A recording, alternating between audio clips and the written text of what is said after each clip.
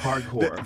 They're petrified of some kind of backlash. I wanted my money back. I'm very disappointed. Nobody wants a movie about true love. What kind of woman do we want out there seeking true love, Eliana? It'd be out. Every way that Disney changed the story, it changed it for the worse. The new Disney boss babe, who is RachelZegler, the inverse of happy. Pretending like RachelZegler is the first of them all when she looks like Lord Farquaad in the film. So she comes off as an insufferable, whiny brat. No one on the right side of America can stand the star of this movie. RachelZegler, like so many kids raised on TikTok, she's all for infantada is the only global solution. Now, I'm guessing that she's not married. I'm guessing that she doesn't have kids. The movie is a complete disaster, by the way. Spent $170 million to make the thing, and it had the lowest opening, under $50 million, of any of these live-action Disney remakes that they've ever had. Joe Rogan and Bill Maher may not agree on much, but when it comes to RachelZegler's so-called woke remake of Snow White, they seem to share the same opinion. This could be one of Disney's biggest flops yet. The warning signs appeared early on, especially when news broke that Disney planned to steer the story away from its traditional romantic narrative. The idea was to reimagine Snow White as a more empowered character who didn't need a prince to save her. While that may sound progressive in theory, in practice it meant stripping away the very heart of the classic tale. The dwarfs, the romance, and the magical innocence that made it timeless. You know, the original cartoon came out in 1937, and very evidently so. There's a big focus on her love story with a guy who literally stalks her. Weird. She's not going to be safe with the prince, and she's not going to be dreaming about true love. Oh my God. Suddenly, fans who once considered buying tickets began to question whether RachelZegler even appreciated the story she was cast to lead. Doubts deepened when old social media posts resurfaced, showing her harshly criticizing an entire political group, telling Trump supporters to go away and that they would never know peace. This stirred controversy and cast a shadow over the film, making audiences wonder if Zegler truly respected the legacy of the beloved classic. Dump on half of the country, everyone who voted for Trump. But you are not entitled to call for Trump supporters to be harmed. Like, you are actually not entitled to do that. And so let me just remind you, RachelZegler, of what the map looks like, just so you can understand when your Disney movie is coming out, how many people you are wishing harm upon. Like, this is America right now. I will love you through these 4 years as best I can. F Donald Trump. Yeah, totally stable thing for her to be posting, wishing harm upon Trump voters, wishing that we have no peace. President RachelZegler also posted, F Trump kinds of posts on social media. She also said that she hoped the Trump supporters, quote, never. And they postponed the release of this thing, Ben, for a year because their star, RachelZegler, was so unlikable, told all Trump supporters that they could f off, excuse me, but she did. That was just in November. They didn't even know she was going to do that one. And then she came out and she said, I apologize. Like, I went too far. But it wasn't. Some of RachelZegler's comments weren't subtle at all. She openly said, "Fa-pipidite, Donald Trump," and lashed out at his supporters. Even those who didn't support Trump found her remarks extreme. As the lead in a Disney film meant for a wide-ranging family audience, one that spans all political beliefs, such openly divisive language quickly proved risky. Unsurprisingly, it sparked a wave of backlash, with many questioning whether she was the right fit for a role tied to a timeless, inclusive classic. The movie is doing catastrophically. They spent $300 million, and it currently has a 2.2 out of 10 rating on IMDb. The movie has a major identity crisis. This is just so typical of the left.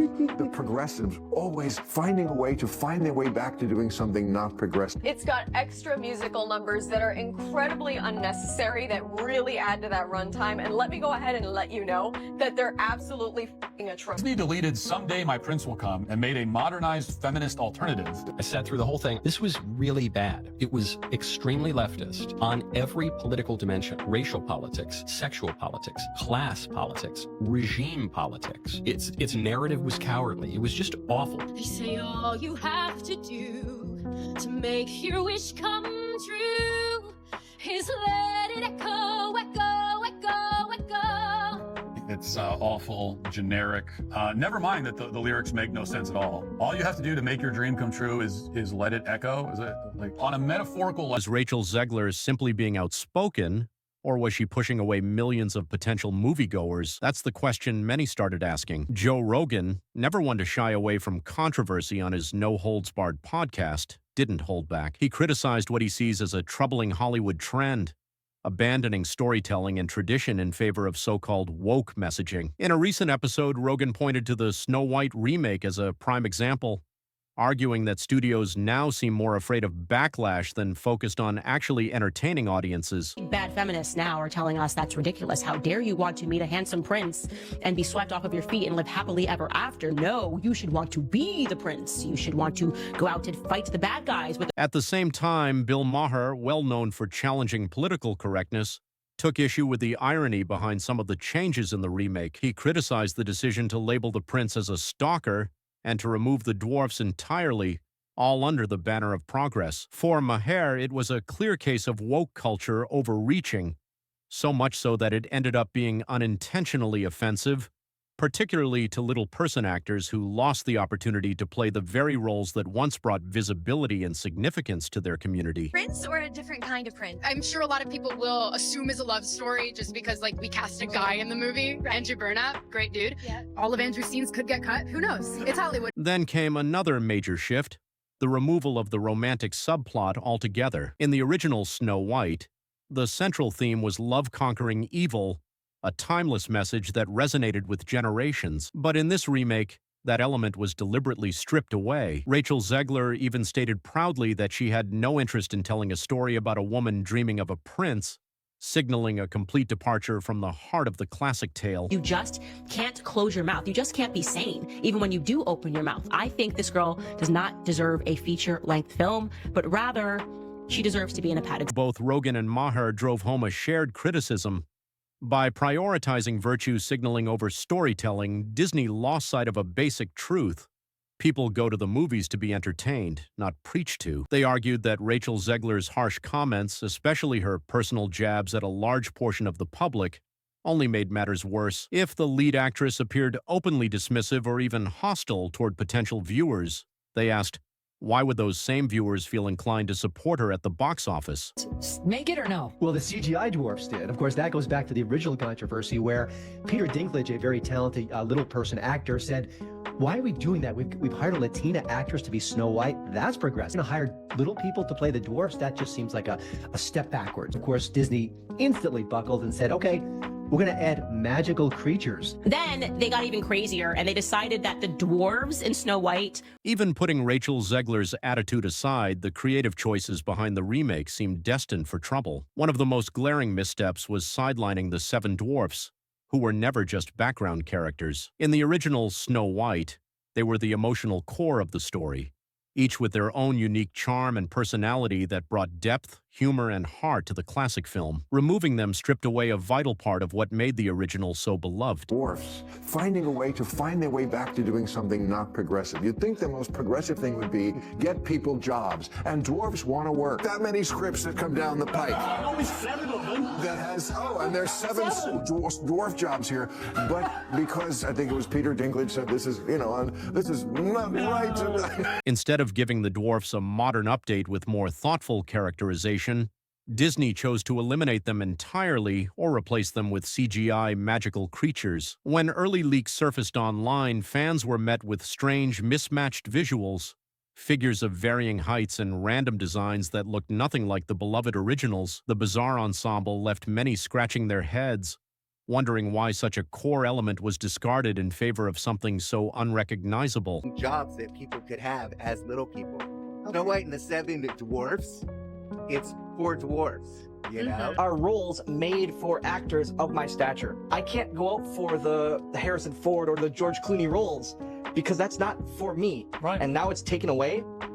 I don't feel that's right. The 7 dwarfs of Snow White have, of course, all just disappeared, and now they're the 7 dysfunctional... Didn't have dwarves? Do you guys remember? Yeah, because Peter Dinklage and all them were talking crap. So originally they took a picture of what the dwarves were supposed to look like. I can find it, but it was an array. It was the DEI dwarves. Yep. Well, they had to reshoot the film and use CGI dwarves. There you go. Those guys didn't make it. No. That guy's 6'2". And they were like, what? We just want to work. We're dwarves. So, ho. I mean, I guess, what are we going to have? Like a lesbian, a trans person, someone in a wheelchair, someone of color? Like, I don't understand. Why weren't the dwarfs enough? But apparently they were too offensive because the most famous dwarf of all, Peter Dinklage, said something negative about it back in 2022, thus ruining the biggest acting roles the dwarfs had ever seen since the creation of Willy Wonka's Oompa Loompas back in the 1970s. Many fans slammed the new creatures as cheap stand-ins from a forgettable fantasy film, completely lacking the unique personalities that made the dwarf so endearing. Little person actors were especially outraged, highlighting that each dwarf was once a significant role, a rare and meaningful opportunity they rarely get to play, that had now been taken away and replaced by CGI nonsense. The hell are you to say all of Andrew's could get cut? Like, who are you? Oh my God. Are you Disney? I've read your book, and I have. It's a phenomenal book. You're losing generation of loyal viewers. When you think about Snow White, what is the premise? What is the story? It's a love story. It's a love story. It's a dream for a girl. Just days after its release, headlines were already labeling the film a certified flop, with a production budget reportedly over $200 million and even more spent on marketing. Disney had hoped for an opening weekend of at least $150 million. Instead, the movie barely managed $43 million, a disastrous gap for a legacy remake that should have been a guaranteed hit. Some early viewers even walked out, complaining the film felt hostile toward fans of the original. Meanwhile, doll lines and themed merchandise gathered dust on store shelves, a clear sign that families were avoiding the movie. The public's message was loud and clear. You can't trample on tradition, alienate half your audience, and still expect box office success. In a full meltdown about this girl for a couple of years now, and how they had her tweet out like a little, "Yay, Snow White, can't wait, so excited, I love to play her." And she did it and got like millions of views, and they were like, "Good job, Rachel." And then she, like, minutes later followed it up with, "And never forget, free Palestine." And then they had to hire a special media consultant for her to follow her around all the time and make sure she didn't continue shitting on. As disappointing returns started coming in, rumors of internal chaos at Disney began to surface. Insiders revealed that executives were caught off guard by just how unpopular RachelZegler's political comments had become. Some said the creative team desperately tried to course-correct mid-production, leading to costly reshoots rumored to have added millions to the budget. Behind the scenes, tensions ran high as Zegler's social media activity created headaches. After a cheerful promotional tweet for Snow White, she followed up almost immediately with a controversial Free Palestine message. This forced Disney to hire a media consultant to monitor her closely and prevent further fallout. Yet every interview Zegler gave only seemed to add fuel to the fire. Proudly rejecting the traditional print storyline, she insisted the film was more relevant than ever, which critics saw as her lecturing fans for loving the original. With tensions mounting, Disney executives scrambled for solutions.